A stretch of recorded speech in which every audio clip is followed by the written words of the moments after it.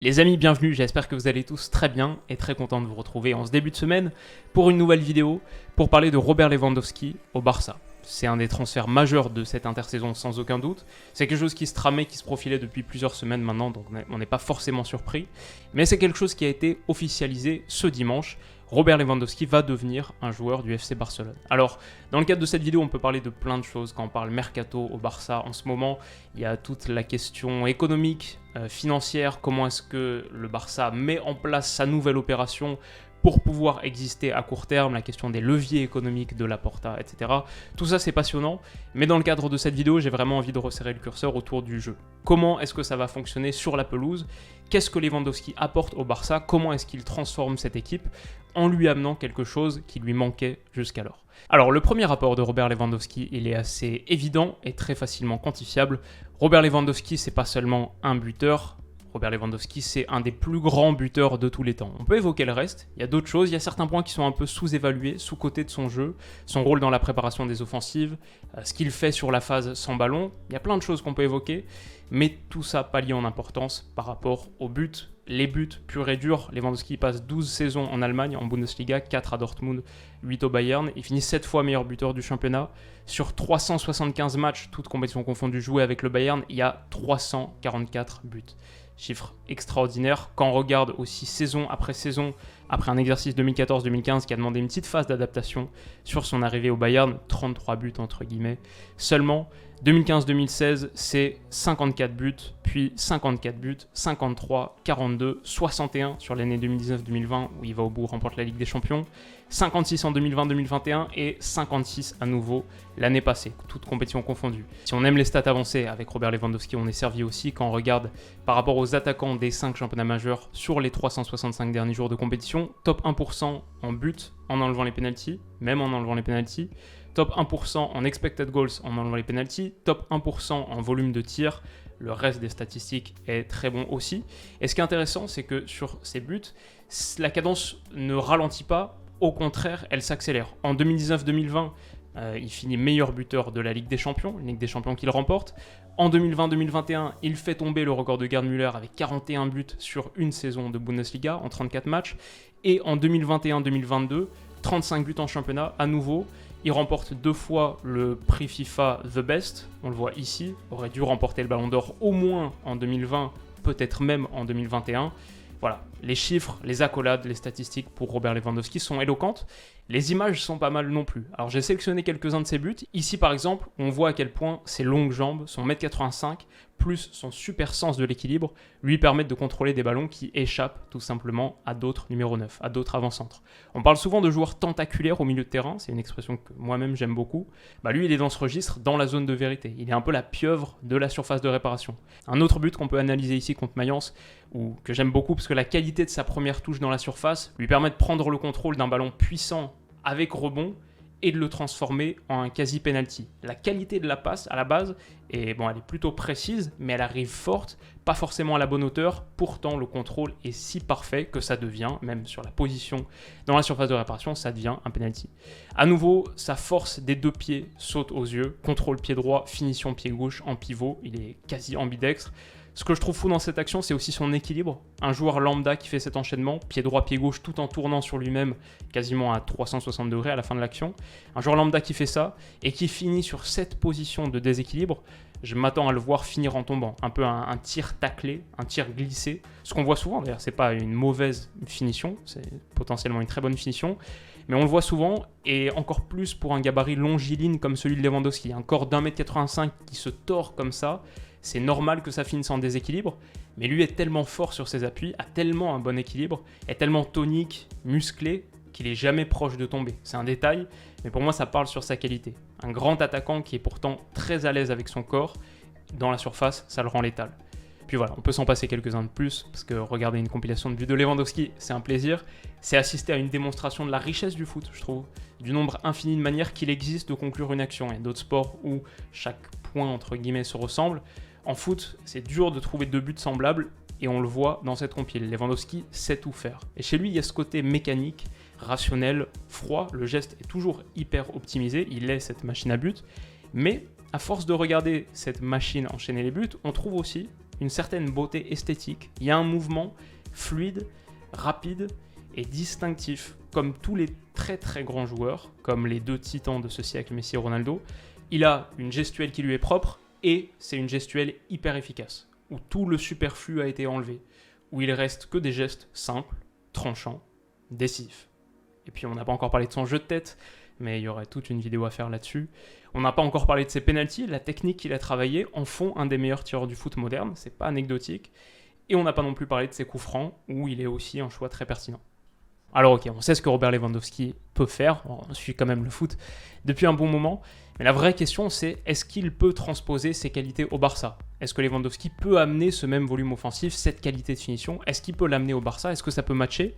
Moi j'argumenterais qu'à Barcelone, il va trouver un contexte de jeu qui est moins performant, moins efficace, mais relativement similaire sur son idée avec celui du Bayern. En tout cas, sur le volume de possession, par exemple. Les deux équipes sont très similaires. 62% de possession pour le Bayern en 2021-2022, 62%, le même chiffre pour le Barça aussi. Attaquer des défenses basses, toucher l'essentiel de ses ballons sur attaque placée dans les 20 derniers mètres, c'est quelque chose qui est peut-être pas forcément très naturel pour un Pierre-Emerick Aubameyang, c'est pas ce qu'il a appris à faire toute sa carrière. Pour Robert Lewandowski, ça fait 8 ans qu'il fait ça à Munich. Sur le système de jeu, on peut penser globalement la même chose. Le Barça d'Hansi Flick, celui après de Nagelsmann, c'est du 4-2-3-1 ou du 3-4-2-1. En gros, il est la pointe. Demain que Xavi mette en place un 4-3-3 ou un 3-4-3, il sera la seule pointe et servi par des joueurs de côté. Donc ça aussi, ça me semble relativement similaire. Puis enfin, je pense, si on parle de l'adaptation de Robert Lewandowski au Barça, est-ce qu'il peut se fondre dans ce collectif? Je pense qu'il ne faut pas oublier la raison aussi pour laquelle tu le prends. C'est pas seulement pour qu'il se fonde dans ce collectif, c'est aussi pour qu'il t'apporte ce que lui sait faire et qu'il change lui-même la manière dont ce collectif opère. Faut pas sous-estimer le volume offensif que t'apporte un Robert Lewandowski. C'est un gars qui a quasi 4 tirs par match, un peu plus même, qui a quasi un but par match. Et là-dessus, le Barça a besoin d'aide. On parlait de leur 62% de possession. Mais par match, tu as 5 tirs de moins que le Bayern, tu as 3 tirs cadrés de moins, 2 occasions franches de moins, 1 XG en entier de moins quasiment, 1,2 buts par match de moins. Ça, pour le Bayern, c'est pas que l'effet Lewandowski qui l'explique, il y a un collectif fonctionnel autour, mais l'arrivée de Lewandowski au Barça, ça peut te permettre de résorber au moins en partie ce différentiel. Et c'est quelque chose dont le Barça a cruellement besoin. Quand tu regardes les chiffres de la saison passée, Barça qui finit second dauphin du Real Madrid, 68 buts marqués, 68 buts pour le Barça, c'est son pire total, on le voit ici, c'est son pire total depuis la saison 2003-2004, avec 63 buts. Ça fait quasiment 20 ans que le Barça n'avait pas marqué aussi peu de buts, et quand on sait à quel point la performance offensive fait partie de son ADN, c'est inacceptable. Quand tu regardes les buteurs de la saison passée, Memphis Depay est le meilleur buteur du club avec 12 unités, il est le 9e meilleur buteur de Liga, à égalité avec le 10e d'ailleurs. Il est à peine dans le top 10 des meilleurs buteurs. Un avant-centre de classe mondiale au Barça, c'est pas un luxe, c'est une nécessité absolue. Enfin, pour moi, il y a deux choses que Robert Lewandowski apporte au Barça, en plus de cette qualité dans le dernier tiers. C'est d'abord sur le jeu sans ballon. Je pense que quand tu as passé 8 ans au Bayern, tu as ça dans ton répertoire. C'est pas forcément l'avant-centre des 5 championnats majeurs qui a le plus de tacles ou de pression, même si sur les interceptions, il se débrouille pas mal. Mais quand on regarde les images, on voit dans ses courses de pression un joueur intelligent, qui sait où bouger pour retirer des solutions aux relanceurs adverses. Contre Villarreal et Dani Parejo ici, on le voit faire le pas de côté au bon moment. C'est pas comptabilisé comme une pression, c'est pas comptabilisé comme un tacle, typiquement c'est le genre de geste qui échappe aux stats. Pourtant derrière le porteur est mal, doit se risquer à une relance plein axe non maîtrisée, qui sera interceptée et qui va permettre à Robert Lewandowski d'aller marquer. Alors est-ce qu'on verra ça chez Lewandowski en Espagne? C'est un peu plus dur à dire, le Barça n'a pas la même qualité de pression que le Bayern, et faire un geste seul sur la phase sans ballon, faire un bon geste seul, c'est pas assez.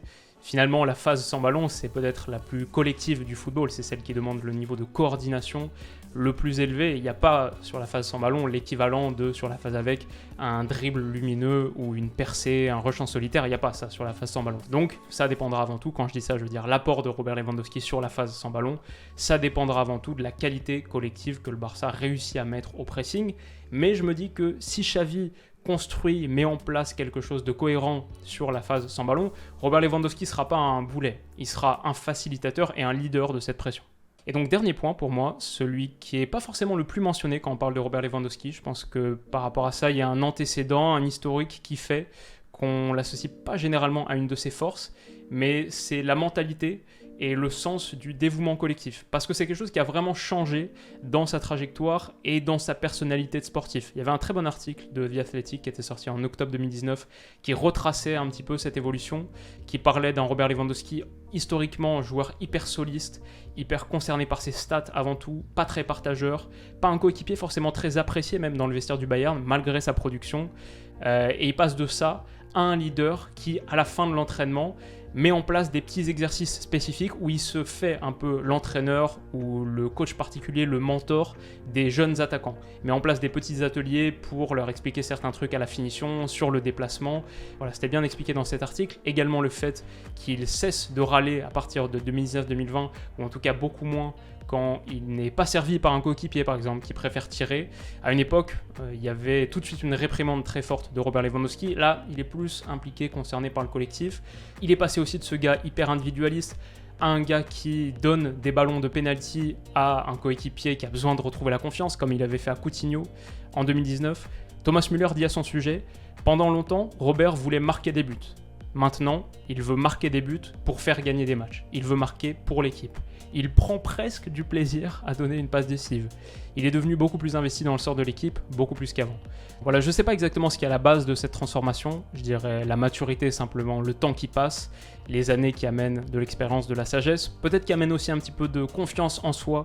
Quand tu es confiant en toi, en ta trajectoire, en ce qu'on dit de toi, tu as peut-être moins besoin d'écraser les autres, d'être cet individu au-dessus des autres. Et tu peux devenir un petit peu plus, je pense qu'il y a pas mal de joueurs qui le deviennent, un peu plus coach, mentor, qui inspire le collectif.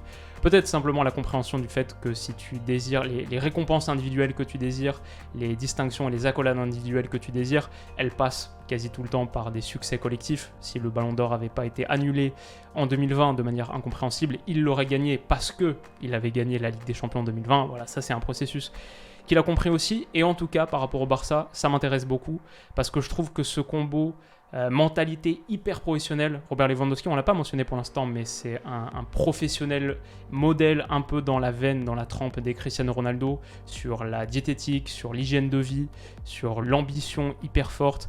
Voilà, il est cette machine de travail, de détermination, à coup sûr, ça fait totalement partie de son profil. Et il a ajouté la mentalité leader, la mentalité collective, partagée, inspirée, être une figure de référence pour les jeunes. Ouais, je trouve ça intéressant parce qu'avec Lewandowski, le Barça s'offre aussi un saut et un step-up significatif sur sa mentalité. J'ai hâte de voir ce que Lewandowski, aux côtés de joueurs comme Ansu Fati par exemple, sur son développement technique, parler des ateliers spécifiques, la finition, etc., même si Fati est un très bon finisseur. J'ai hâte de voir ce que ça peut donner, cette entente. Qu'est-ce que ça peut donner sur le professionnalisme par rapport à d'autres éléments? On a souvent mentionné, même s'il finit bien la saison dernière, on a souvent mentionné les frasques d'Ousmane Dembélé. Est-ce qu'il peut devenir un professionnel modèle aux côtés de Robert Lewandowski? Bon, peut-être que ça demandera plus que ça, mais quand même, c'est une dynamique qui est intéressante à surveiller et c'est une chose en plus que Lewandowski amène au Barça. Alors mon avis final sur la question, c'est qu'avec Robert Lewandowski, c'est vrai, le Barça a pris un avant-centre qui est âgé, objectivement, 34 ans, bientôt 34 dans un mois. Pour un attaquant, c'est âgé, mais le Barça prend aussi un gars qui n'a pour l'instant pas encore montré son âge. Il a 34 ans, on le voit sur le papier, on le voit sur sa carte d'identité, on le voit pas du tout sur le terrain. Robert Lewandowski, il a jamais été aussi fort qu'aujourd'hui. 2019-2022, c'est pas une phase qui amorce son déclin, c'est la meilleure période de sa carrière. Donc ça, c'est déjà quelque chose. Avec Robert Lewandowski, le Barça prend aussi un des 5 grands joueurs de sa génération.